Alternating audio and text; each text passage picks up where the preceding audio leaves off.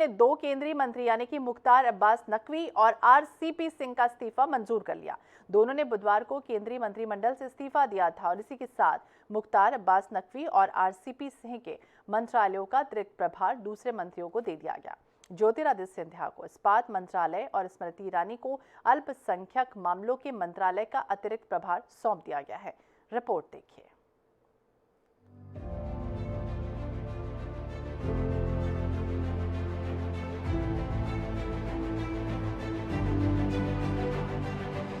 नरेंद्र मोदी के मंत्रिमंडल में एक बार फिर ज्योतिरादित्य सिंधिया का कद बढ़ाया गया है।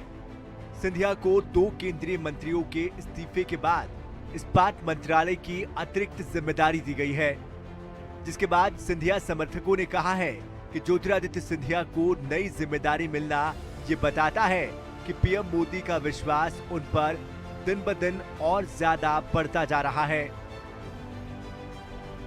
का विषय है कि केंद्रीय मंत्रिमंडल में नागरिक उड्डयन मंत्री श्री ज्योतिरादित्य सिंधिया जी को इस्पात मंत्रालय का भी अतिरिक्त प्रभार दिया गया है। अब उनके पास नागरिक उड्डयन के साथ साथ इस्पात मंत्रालय का भी प्रभार होगा। स्मृति ईरानी जी को अल्पसंख्यक मामलों का प्रभार दिया है, क्योंकि केंद्रीय मंत्रिमंडल में मुख्तार अब्बास नकवी जी का इस्तीफा हुआ है। उसके बाद ये रिशफल किया गया है, जिस रिशफल में स्मृति ईरानी जी को और सिंधिया जी को दोनों को एक एक विभाग अतिरिक्त मिला है।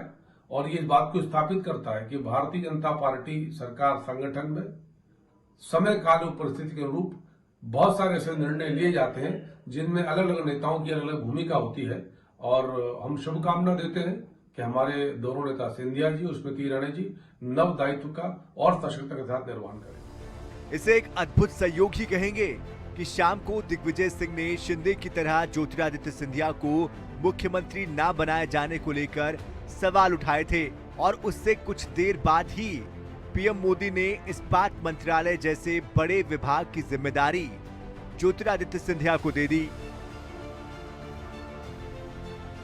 मध्य प्रदेश में ही नहीं, केंद्र में भी ज्योतिरादित्य सिंधिया का प्रभाव बीजेपी में आने के बाद बढ़ता नजर आ रहा है और इसका बड़ा कारण ये माना जाता है कि सिंधिया पीएम मोदी, जेपी नड्डा और अमित शाह तीनों के सिर्फ करीबी ही नहीं, विश्वसनीय भी है।